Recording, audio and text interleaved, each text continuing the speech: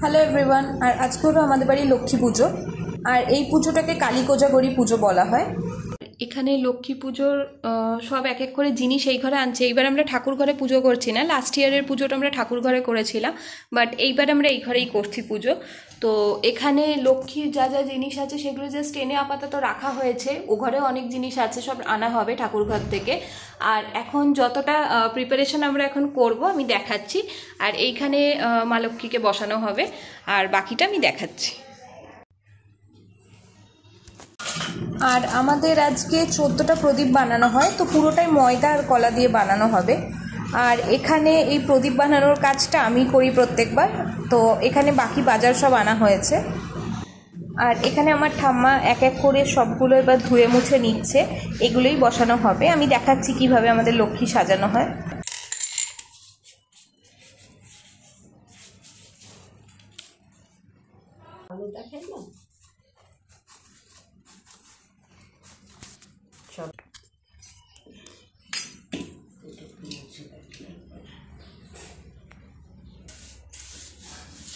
এখানে মাটির হাঁড়ি পাওয়া যাচ্ছে না, ছোট একটা পেতলের ছোট হাঁড়ি। আর এখানে ঠাম্মার থেকে গল্প শুনতে শুনতে আমার এখানে ময়দাটা মাখাও হয়ে গেছে কলা দিয়ে আর গঙ্গার জল দিয়ে।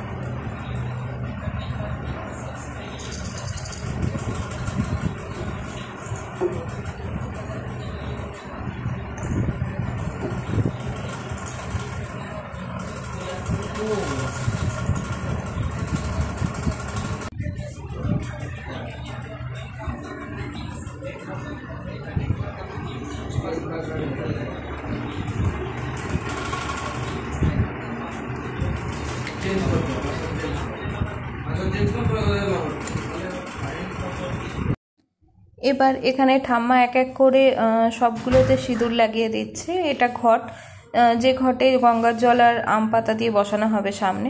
তো এখানে ঠাম্মা আগে একটা স্বস্তিক চিহ্ন এঁকে দিচ্ছে। এই পুজোটা আমাদের বাড়ি প্রত্যেকবারই হয়, আমি আগেও এই পুজোটা নিয়ে ব্লগ করেছি। অনেকের এই দিন লক্ষ্মী অলক্ষ্মী পুজোটা থাকে, কিন্তু আমাদের লক্ষ্মী অলক্ষ্মী না, আমাদের পুজোটা কালী কোজাগরী পুজো। আর এখানে ঠাম্মা ঘরটা বসিয়ে দিয়েছে। এবার আমাকে ঠাম্মা বলেছিল এখানে একটু গঙ্গার জল ঢেলে দিতে, তো গঙ্গার জল আমাদের এই ড্রামেই থাকে, আর এখানে গঙ্গার জলটা আমি ঢেলে দিচ্ছি।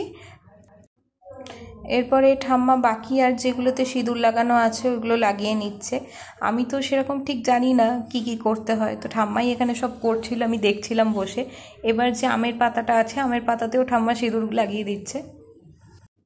আমি যতটা পারছিলাম ঠাম্মার কাছে বসে হেল্প করছিলাম, যেমন ময়দার প্রদীপগুলো বানিয়ে দিয়েছিলাম, তারপরে যেগুলো এগিয়ে দেওয়ার ওইগুলো এগিয়ে দিচ্ছিলাম। এবার আমের পাতাটাও বসানো হয়ে গেছে ঘটে।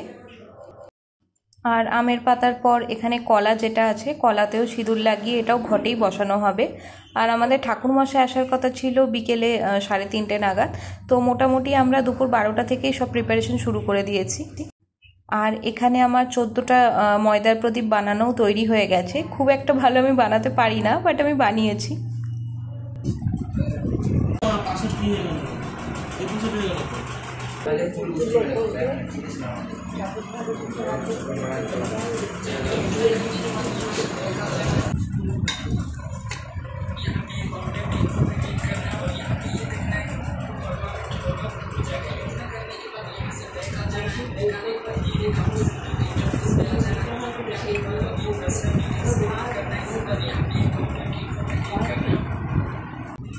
আর এইবার এখানে প্রদীপে ঘি দিতে হবে, তো আমি ঘিগুলো দিয়ে দিচ্ছি প্রদীপে।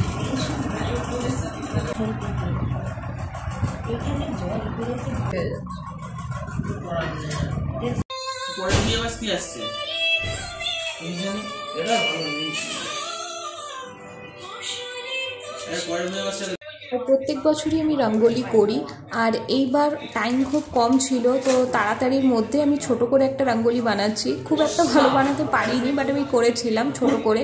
সময় থাকলে অনেকটা বানানো যায়, কিন্তু আজকে সময় খুব কম ছিল, গোছাতে গোছাতে প্রায় টাইম হয়ে এসেছিলো ঠাকুরমশাই আসার, তো আমি ওই জন্য তাড়াতাড়ি করে আমি রঙ্গোলি করছিলাম। আর রঙ্গোলি করতে করতে আমি ভিডিওটা করতে পারছিলাম না এক হাতে, তো পুরো রঙ্গোলিটা করে নেওয়ার পর আমি দেখাচ্ছি।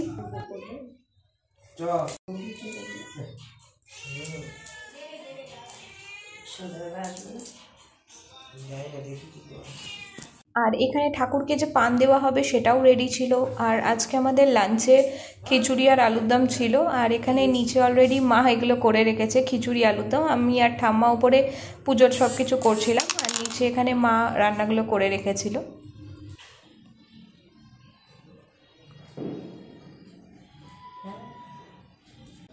আর এখানে ঠাম্মা এবার লক্ষ্মী পাতবে, সবই রেডি হয়ে গেছে। লক্ষ্মী পাতবে মানে ঝাঁপিতে যে ধানটা দেবে, ওই জন্যে লক্ষ্মী পাতার আগে প্রদীপগুলো জ্বালিয়ে দিতে হবে। আর যতক্ষণ না ঠাকুরমশাই আসছে ওই প্রদীপটা জ্বলবে, তারপর তো ঠাকুরমশাই আসার পর পুজো শুরু হলে প্রদীপ জ্বলবে, কিন্তু লক্ষ্মীর ধান ঢালার সময় যে প্রদীপটা জ্বালিয়ে দেবে ওটা এখন থেকে কন্টিনিউয়াস জ্বলবে।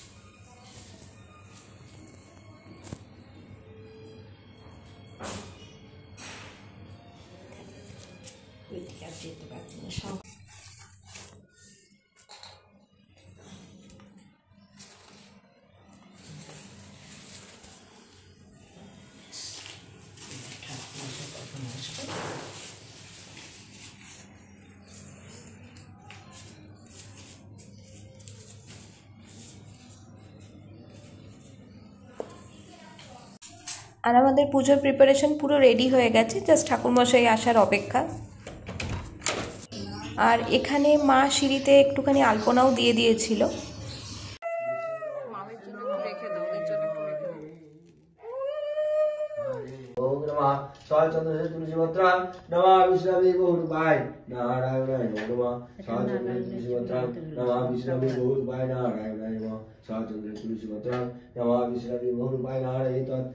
तुलसीपत्रं ओम नमः विष्णवे बहुरूपाय नारायणाय नमः ब्रह्मण्यदेवाय गो ब्रह्मणहिताय च जगद्दीदाय कृष्णाय गोविन्दाय नमः सहस्रपाठ स्वगुणित सर्वदेवितात्तादिशोधय गुलाविदं शरण्यं गं नमः विष्णवे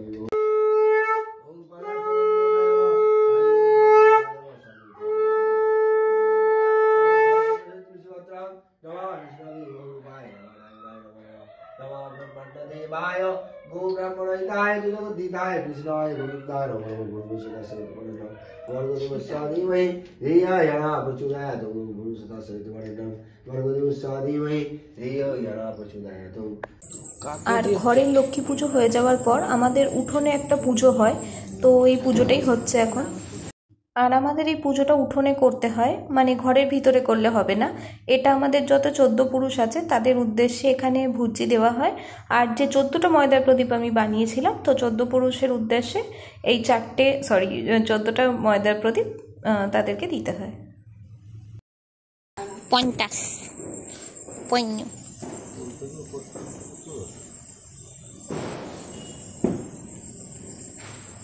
ওদের বলেছি ঘি দিয়ে ঘি দিস নি কেন? দিয়েছি তো।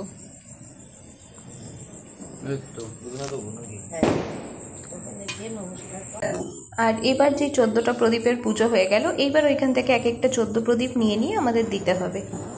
আর আজকের ব্লগটা আমি এখানেই এন্ড করছি। See you in next blog.